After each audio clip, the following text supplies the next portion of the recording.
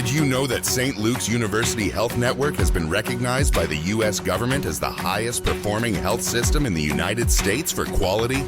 You heard right. St. Luke's #1 recognition affirms our status as the top leader among the most respected healthcare providers in the nation, including Houston Methodist and the Mayo Clinic. To state it simply, if you want to receive the best care when you go to a hospital, come to St. Luke's. The Rita Cosby Show on the Red Apple Podcast Network. And tonight on the Rita Cosby Show, some really scary moments outside the U.S. Capitol. Take a listen. Here's a little bit of a description from Capitol Police Chief Mike Sullivan describing a gunman with a shotgun running towards the U.S. Capitol just a few hours ago. Absolutely. So just afternoon today, a gentleman parked in the 100 block of Maryland Avenue in a white Mercedes SUV. He exited the vehicle. With a shotgun and began running towards the Capitol up the walkway just behind me. And as he approached the Capitol police officers observed this individual, challenged him, and ordered him to drop the weapon and get on the ground, which he did comply with. He was then taken into custody by United States Capitol Police. A couple more questions. Just in terms of the circumstances, did the individual say anything at the time of his arrest, and also how close was he to potentially pulling the trigger? He immediately complied from what we can see right now. I haven't been briefed on any utterances that he made during the arrest. Just to clarify one thing, Chief, the officers who confronted the suspect, did they draw their firearms as well? They did. Were you able to, Jerry, I might have missed a question on this, was there any kind of political motivation on this at all? We are unaware of a motive at this time. Okay. Last question, Chief. About how far did the suspect travel from the parked vehicle to the point of apprehension? If you look right over here by the Botanical Garden, about halfway down, all the way to the Capitol steps, so several hundred yards. And also, was the gun loaded at the time? It was. Okay. Perfect. Thank you all. Yeah, you could hear the reporters, sorry, it was a little low there, asking questions to the chief. But this comes, thank goodness they got the guy. Congress is not in session, but still a frightening situation. An 18-year-old guy with a loaded shotgun running towards Capitol Hill. Very scary situation. Meantime, also, Zohran Mamdani putting out the word today that, get this, he wants to spend another $1.2 billion in migrant funds. I thought we got past that, guys. I thought we got past the point where New York City was like being overrun by migrants and where they were costing billions upon billions of dollars. Well, welcome Zohran Mamdani. He plans on spending another $1.2 billion next year on migrants arriving to the Big Apple. This is according to his new proposal that he set forth. In other words, a combined price tag for the crisis just in New York City alone, over $10 billion over the last decade. That is a stunning, staggering amount. So I guess he didn't learn anything from the chaos that was caused during the issues with, Eric Adams. Remember the early part where they were everywhere and costing New York City an exorbitant amount and busting through the seams and all the migrant shelters and hotel rooms and food and everything else. And now he wants more. He's also saying, by the way, to fulfill his agenda, not just on that, but some other stuff, that he is threatening to raise property taxes if there's not going to be a wealth tax or a increase to corporate taxes. In other words, he says, I have no choice. Either way, you're going to get taxed. You're going to get socked.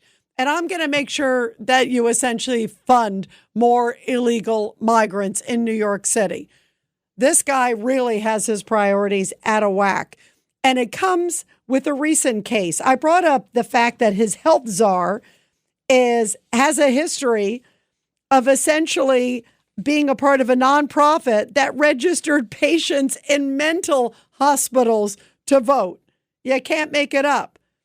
that they were actually going around including inpatient clinic for people with psychiatric disorders. I'd say you got some issues if you're in an inpatient. That means you're there. You can't leave. You're inpatient and you're there for psychiatric disorders. And yet the Mamdani health czar, and I'm sure Mamdani thinks this is great, he thinks those people should essentially be voting. I would really love to have people with schizophrenia and other things voting. I mean, you can make the case that a lot of people who voted for Mamdani were crazy. So maybe it's fitting. But now the new case that everybody is talking about tied to Zohran Mamdani. Recently, this guy who was wielding a knife, and now prosecutors are having attempted murder charges against him, which I think is completely appropriate. The guy never should have been out. He was clearly having some sort of a schizophrenic breakdown. The family called authorities, and you clearly see in the body cam footage when law enforcement shows up at the house, the guy started lunging at them with an enormous knife. And then they have to open fire. They're trying to protect themselves. So you're dealing with all of these issues, right? So the guy was shot 4 times. He goes to the hospital. He's listed in stable yet critical condition, is alive. And then the DA there in Queens, where it took place, Queens, New York, charges the guy, the 22-year-old guy, looking at pursuing attempted murder charges against him. Clearly, if you see the guy lunging at you with this enormous knife, he's clearly trying to kill you, and he's clearly a major threat, not just to his family, but to himself and certainly to others and officers. And yet Zohran Mamdani, he puts out in a press statement and then follows up in a press release and press conference saying that this guy, because he has some troubles, we should be nice to him and get him help and make sure we get him back out on the streets. Listen to this. This is what he had to say about this guy, saying, take the handcuffs off him. Don't charge this nice, sweet, wonderful man who is lunging at law enforcement with an enormous knife. The Queens District Attorney is expected to bring charges against Javed Chakrabarti later today. I'm just wondering if you talked to the Queen District Attorney about that, if you talked to the family. I'm curious what you would say about it. So I think I caught the bulk of your question. I have not directly spoken with the district attorney. I will say, however, that no family should have to endure this kind of pain. What they need right now is care, dignity, and support. Javed should not be prosecuted by the Queens district attorney. His handcuffs should be removed. That is a disgraceful comment. I'm so worried about the family. What about the family of the law enforcement officers? What about the threat that this guy poses to every single family, including his own family?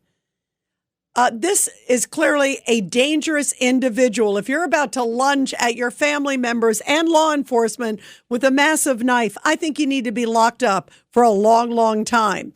And yet he seems to have sympathy for this guy. In fact, he even visited the guy at the hospital. We haven't heard that he spent any time with the law enforcement guys because he doesn't seem to put that as a priority. His priority is visiting the guy who was about to kill them with a knife. So Melinda Katz, who is the DA there in Queens, she is seeking to pursue criminal charges against the guy, and I hope she throws the book at him. I feel sorry for this guy. He clearly needs help. But he clearly also needs to be behind bars so he's not a threat to other people. And yet Zohran Mamdani is putting this guy's needs and desires ahead of every single person in New York. Is there anybody who would like to live next door to somebody like this? I think the answer is no, no, and no. And here is Zohran Mamdani, by the way, back in 2021. Here he is talking about defunding the police and putting social workers. So I get this guy. Can you imagine you sent a social worker instead of police to this? I'd be praying for that social worker right now, I'm sure, in the hospital. But here is Zohran Mamdani back in 2021. About defund the NYPD, the entirety of the push is defund the NYPD and refund all of these different social services and things that actually create safety. Now changing his tune, claiming he doesn't want to defund the police. I've been very clear about my view of public safety and the critical role that police have in creating that. The vision that we've put forward in this campaign, despite what others may say, is not to defund the police. It is, in fact, to allow those officers to respond to these serious crimes that many of them signed up to address. So here he is. The one thing I will say about Zohran Mamdani, and there's not a lot of nice things I can say, but the one thing I will say is he said who he is, and he's living up to it. During the campaign, a lot of people thought, oh, this is just too crazy. No, he's not going to do this. He's not going to do this. He's not going to want to raise taxes. He's not going to want to have those in psychiatric locations essentially vote. He's not going to be sympathizing with them over the NYPD. But sure enough, he's delivering. 1-800-848-9222, 1-800-848-9222. Let's go to Art in New Jersey. Art, what do you want to talk about tonight? Evening. I listen to you and Dominic almost every evening. Oh, thank you so much. Thank you. We appreciate it. Both are great shows, and you have a winning personality, too. It sounds very nice on the radio. Thank you, Art. You know what? I am who I am, and I love you guys, so thank you. Thank you. I had a thought on how the possibility of tracing the individual who's sending the notes for the to get ransom, who are turning in the notes at the TV station. I guess they go to you mean tied to the Nancy Guthrie case. Yes, what do you think? Yes, I'm sorry. Yeah. Well, what I thought was if the notes are coming in an envelope going to this TV station, is it possible that they could check for DNA on the seal on the envelope or fingerprints on the envelopes?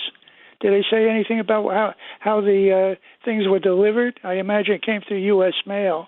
You know what? That is a great point. Actually, you know what, though? I believe, and I was thinking as you were saying that, I believe they were emailed. So that changes everything. They have been looking, I think, at the IP addresses of the computers of where it originated from. But it's my understanding that they were not sort of physically sent, that they were electronically sent. Makes more sense then. Yeah, it sure does. And also it would make sense because then they can cover their trail. But if it was a physical letter, like you said, at least the ones that I believe came to TMZ, I believe they were electronically sent. I'm not sure about the others to the local station, but I would imagine they were probably similar means. What kind of a person do you think is behind this, Art? You heard some more details from the sheriff today. And he keeps saying that he believes it was, quote, a targeted kidnapping, not a burglary sort of gone awry. What do you think? I think it was a kidnapping, and maybe they decided they were going to ask for the ransom, and now maybe they're worried about getting caught, so they're backing off, not putting so much pressure on to get a ransom out of it. Yeah, because they don't seem to be too anxious. That's a good point, because you would think if the whole plan was money, it would be, first and foremost. And by the way, they have not shown any proof of life. That's the other thing that's very true. Troubling, Art. Yeah. Your show, again, is very interesting. In relation to that fellow in the Capitol, with the shotgun? Yeah, today. I think he was chasing a duck. That's what it was. I wish, by the way. Instead of coming to do something bad, Right. By the way, that would be a good line for him to say to authorities. But I don't. I spent a bit of time around Capitol Hill. I haven't seen too many ducks. That's true. That's the one thing. Thank you, Art. You're terrific. Look forward to having you call again. Thanks so much. You're great. Let's go to Helen in Pittsburgh on line 5. Go ahead, Helen. Your thoughts tonight. Okay, this is about Nancy. The gun holster. Yep. It's probably a handmade one bought at a craft show. That's a good. But now, why do you think it's a handmade one? Because it just looks so clunky. I haven't seen it. I don't have TV and I don't have the internet, so I haven't seen it. But from what the descriptions have been, I would say that he probably got it at a craft show. Somebody handmade it. That's an interesting point because it is unique, and you never know. It might be something that he made or that maybe he got in some unique place. It sounds to me also that maybe he was carrying it that way more as a threat than anything else to when he came in the house. Hey, look, I'm armed. You can tell I'm armed. You need to cooperate with me. Do you have any confidence that this is going to be solved, Helen? I pray it's going to be solved soon for the family especially. Listen to me. This was targeted. The chief of police was right. Yeah. This was targeted. I've been saying it since it started. It was targeted. It was targeted for her. Now, it isn't against Guthrie, whatever her name is, the TV guy. Yes, Savannah Guthrie, the gal. It's against Savannah. What I'm thinking, and might be crazy, but her brother was military. Yes, her brother was Air Force. Right. And this is more of a military operation. I would say this is revenge against him. And he doesn't even know who did it. He may have an idea, but he had no part in it.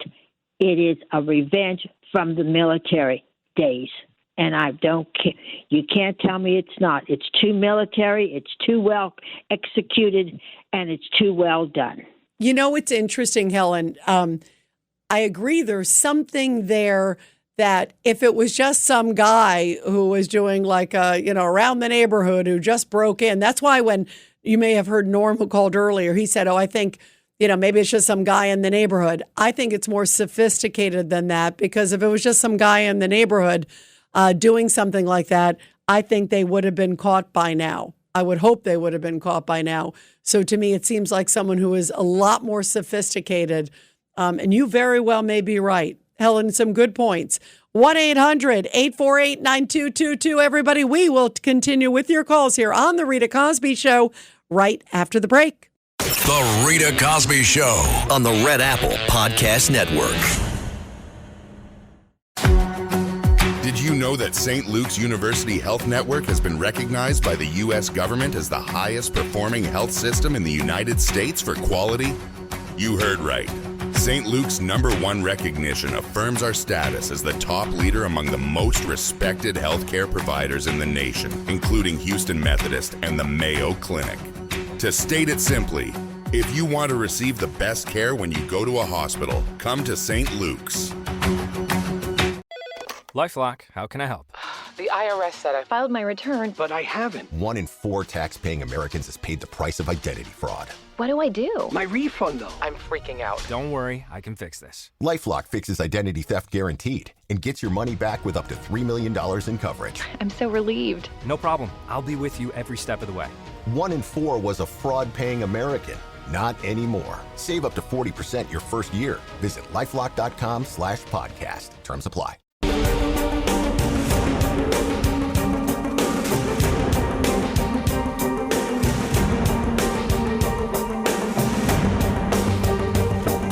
This is the Rita Cosby Show. And let's continue with your calls. Let's go to Alan in Rockland County, line 5. Go ahead, Alan. Hi, how are you tonight? Good. What do you think? This is. You want to talk about the Guthrie case, because this is a mystery. Yes, and I've thought about this for the last couple of weeks.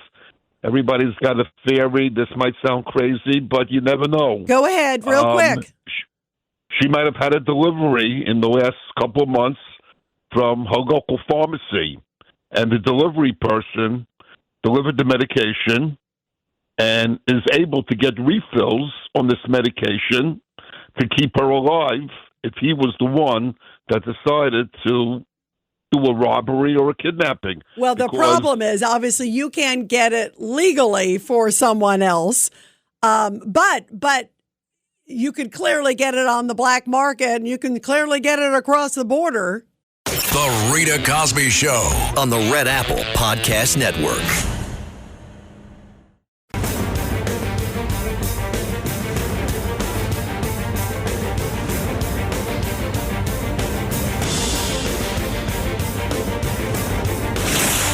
Rita Cosby is on.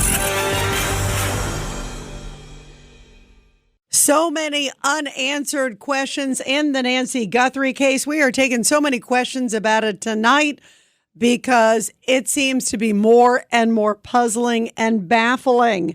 Meantime, also a lot of people talking about sanctuary cities And that is a huge issue with the administration saying they want sanctuary cities to be gone or else they will cut federal funds.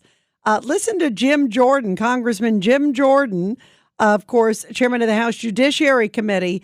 And he was talking about what happens when many sanctuary cities release those back out on the streets. Governor Walz and others have released 470 criminal illegal aliens back to the streets. In New York State, it's 7,000. Nationwide, it's over 17,000 that we know of.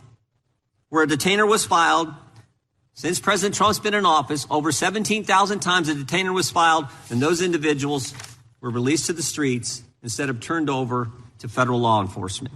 17,864 times. Illegals who've been charged with the crime have been released to the streets, and thereby jeopardizing the safety of the public, the safety of law enforcement, and of course the migrant themselves. And frankly, helping create the environment that results in the tragic deaths like we saw with Miss Good and Mr. Preddy. And earlier today on Katz and Cosby, we talked to Professor Alan Dershowitz about sanctuary cities.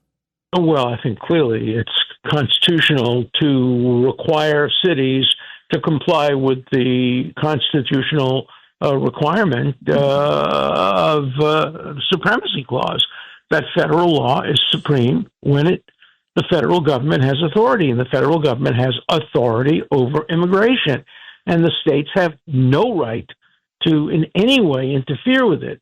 Foolishly, Congress passed a law some years ago which wasn't challenged, should have been challenged as unconstitutional, the Posse Comitatus law. Clearly, they could today pass a statute that said all state elected officials must affirmatively cooperate with law enforcement in enforcing the laws involving immigration. So sanctuary cities clearly can be made unconstitutional. 1-800-848-9222, 1-800-848-9222. Let's go to Alice in Ohio, line 1. Go ahead, Alice, your thoughts tonight. Hi, Rita. I was wondering if there's some provision in New York about recalling Mamdani. The man is evil. And also, there's a city council member in Cincinnati who wants the taxpayers to fund the livelihood of the illegals. Also, there are illegals who have been here for 15 years and haven't made an effort to even try to become a citizen.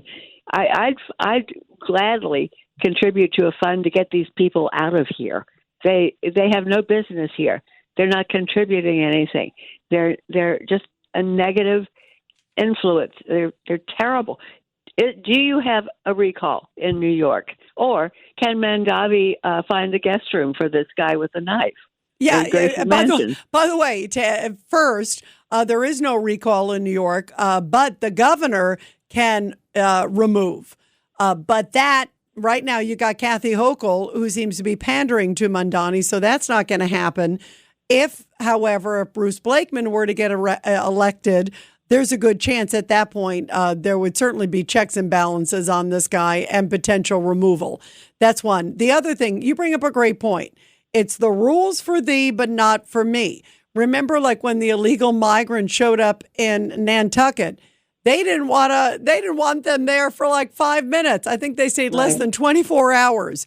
And you've got people like Mamdani and all these others who are saying, have sympathy, take the cuffs off this crazy guy who was wielding a knife at law enforcement. And he's essentially saying to the DA, don't charge him. Please don't do this. We need to help this man and put him back out on the streets. I feel bad for him. I mean, I feel sad for the guy, but I'm sorry. It's not society's problem that society should be exposed to somebody like this. I think he should, get in a facility, but be locked up and get the help he needs. And hopefully, maybe 20, 30 years from now, he gets better. And if he doesn't show any signs of getting better, he should not be out on the streets. Why should the rest of society be exposed to people like this? And you're right. It'd be interesting to say, hey, Mamdani, you want him to live in an extra bedroom at Gracie Mansion? Would you feel okay with him roaming around the mayor's home there? I think the answer is no, no, and no. And yet, Alice, also back on your first topic, Mamdani is looking at spending another $1.2 billion with a B next year on migrants. They have an enormous deficit right now. The budget is really in dire straits. They're looking to tax. First, we'd like to tax, they say, the wealthy corporations. And if that doesn't work, we're going to raise your your property taxes skyrocketing because we have to take care of illegal migrants in our community. I mean, you can't make it up, right? I mean, they didn't get the memo that it wasn't a good situation the first go round, right, Alice? Is there something in your city council that he cannot do this on an executive order, this $1 billion? Can he? Well, he probably cannot. But the problem is most people on the city council think like Mamdani. Welcome to New York City. That's the problem. There are very few checks and balances. And also, even on the state level, most of them are agreeing with Mamdani. You know, you're hearing a little bit of flipping and flopping from Hochul because she knows it's an election year. Right. But on the city council, he's got overwhelming support, and that's a big, big issue. Alice, thank you very much. Really important points, and I'm sure we will be talking about this for quite some time. There is no doubt about it. Let's go to Marjorie, by the way, in Brooklyn, line 5. Go ahead, Marjorie, your thoughts tonight. Yes. Oh, thank you for taking my call, Rita. I heard today a report that Mamdani canceled a contract of a company manufacturing drones in the Brooklyn Navy Yard. Yes. When I heard this, it was incredulous. All of a sudden, his attention is geared to one company manufacturing drones in the Brooklyn Navy Yard because apparently there's some connection with the process of the manufacturing connected to Israel. Yes, they supply this company. They supplied, I believe, drones to Israel to monitor the Gaza Strip. Like they were sort of ones who were involved in monitoring the Gaza Strip. And God forbid he do business with a company like that. I mean, everything is anti-Israel, as you can tell. Well, it's incredulous because I grew up near there, and during the Second World War, it was an active port for our defenses for national security. My father worked there during the Second World War. Why? All of a sudden, his attention is geared to one particular company. It's incredulous. It's very strange. Well, I think you know why. I mean, if you look, and I've said this, and you know it's really sad, Marjorie. By the way, where was your father in the Second World War? Well, he was a civilian employee in the Navy Yard. Oh, wow. Oh, wow. Beautiful, beautiful. So, all right. So it is stunning to me. And just like you said, I don't think it's any coincidence that it's a company that supplies, that works with Israel drones overseeing Gaza.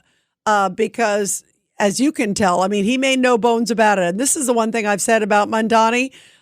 He was true to his word. He's one of the few campaigners who said all these crazy, horrible things on the campaign trail, got elected still, and is now fulfilling those horrible commitments that he said he was going to do. The one thing I can say is that he's actually being honest, because remember on the campaign trail, and it's disgusting and as repulsive as it is, all of his anti-Israel, if you look at the DSA stuff, Marjorie, all of that stuff is anti-Israel. We must, divest from Israel funds. We must divest from any sort of support of Israel. We must divest from buying products. We must take Israeli products off grocery store shelves. We won't spend money on Israel this. And I remember thinking, this can't be real, and here we are in 2026. This can't be real. This has got to be, a bad joke, a sick joke or something. But no, it was real. And sadly, he seems to be fulfilling that promise. He didn't come out and say it's because of Israel, but I don't think it's a coincidence that it happens to be that company with those ties. And those ties came pretty abundantly clear. And how beautiful to hear, by the way, most importantly, about your father. And it's a good reason why we got to keep all this stuff in check. Thank you so much, Marjorie. Let's go to Mike on the Lower East Side, line 3. Mike, your thoughts tonight? How are you, Rita? Yeah, when you walk near the door on the top, there's like a little chandelier or something. I was wondering if maybe they had a little camera or something in there. You're talking about on the Nancy Guthrie case that there was a little, right. That is interesting. Well, on the top. Yeah, on the top there's a black chandelier or something. There could be a little trail camera in there that's not connected to a database, but also they got to check all the truck stops near on Route 10 on Route 10 because I think there's 2 truck stops. So these guys could have went there and laid low, until the morning, and then maybe went into Mexico. They got cameras. It was a full moon that night. I was on January 31st. It's 97% full moon, so there would have been a lot of light. Also, I'm wondering, I know she was a little handicapped, but somebody could have. There's a reason why she didn't want to go to church. Maybe there was somebody, she had an issue with somebody, that she didn't want to go there, because it's strange that, people usually want to be with other people in church, She don't want to be alone. What she did, according to reports, and by the way, I haven't seen anybody ask law enforcement this yet. This would be a good question to ask the Chris Nanos or the FBI. But there was a report. First, remember that she was not seen at church. And so the friends called the kid, the other daughter, not Savannah, but her daughter, or the other daughter, Annie, and said, hey, we don't see your mom here. And then that's when they rushed it over to the mother's house. But then we heard multiple reports from some very credible sources that indeed she doesn't go to physically a church. She went to a friend's house where like a group of, elderly women kind of all together watch these church services stream. Maybe it's easy for them. Maybe it's others who are not as mobile too. Who knows? So there was some sort of fellowship in groups. So to me, I don't think it's that odd given her situation.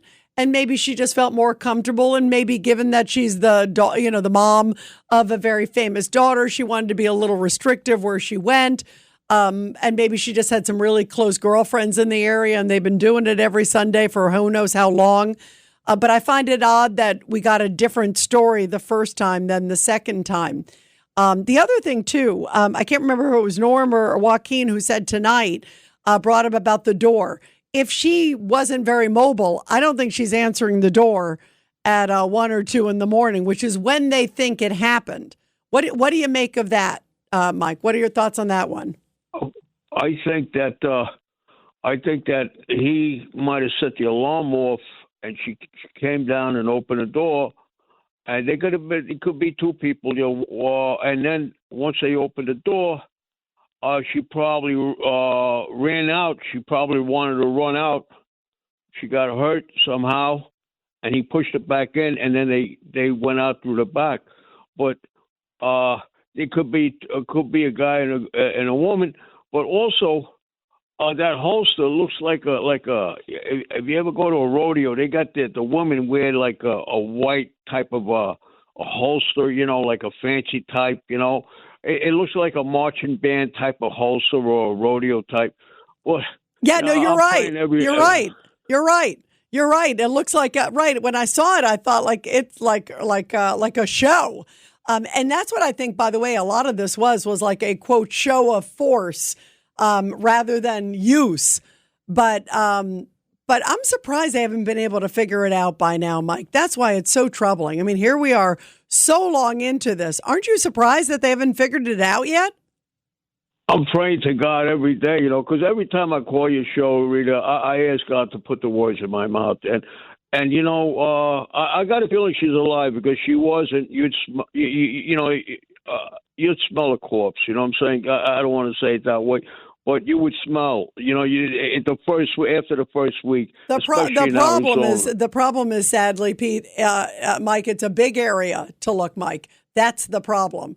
And they don't know where to look for it. And look, hopefully she's alive. There was that one note that was sent actually yesterday to Harvey Levin at TMZ.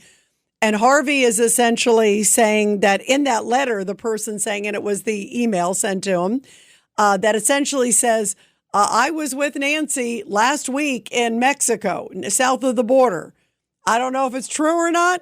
I don't think even authorities know if it's true or not. But I'm hoping that at least I like the part that it says I was with her, meaning she's alive. So, boy, I'm praying too, because it's such a heartbreaking case. And I feel like we all feel like we know Nancy Guthrie right now. I know Savannah And I know how much she loved her mother. I heard many people talk about that. So this is, this is just really, really troubling. And it's so troubling because it makes you wonder what happened in that community. You got that footage. When that footage broke, I thought, boy, that case is going to hopefully be solved in a day or two. And let's pray that Nancy Guthrie comes home. And here we are quite a long time later. And it's a long time, especially if you're held in captivity. And listen, I am absolutely praying she's alive, Mike.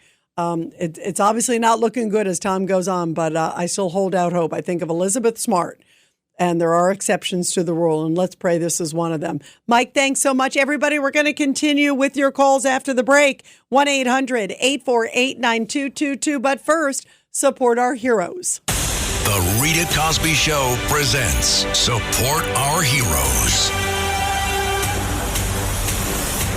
And this is the Tunnel to Towers Foundation Support Our Heroes segment with a very powerful story from a beautiful place, Tahlequah, Oklahoma, where the Cherokee Nation honored a Cherokee veteran with the Medal of Patriotism during the February Tribal Council meeting.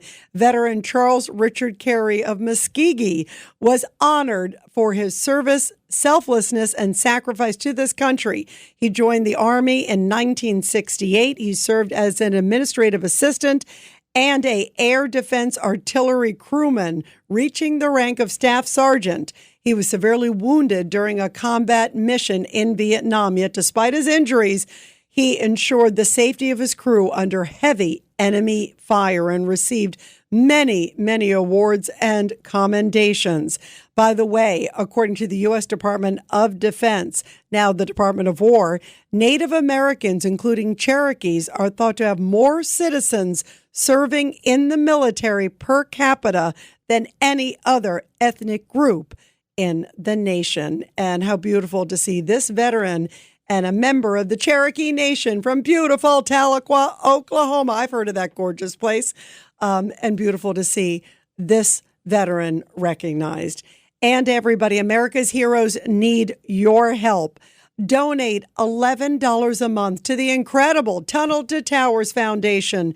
Be sure to check them out at T2T.org. That's T, the number 2, T.org. The Rita Cosby Show on the Red Apple Podcast Network.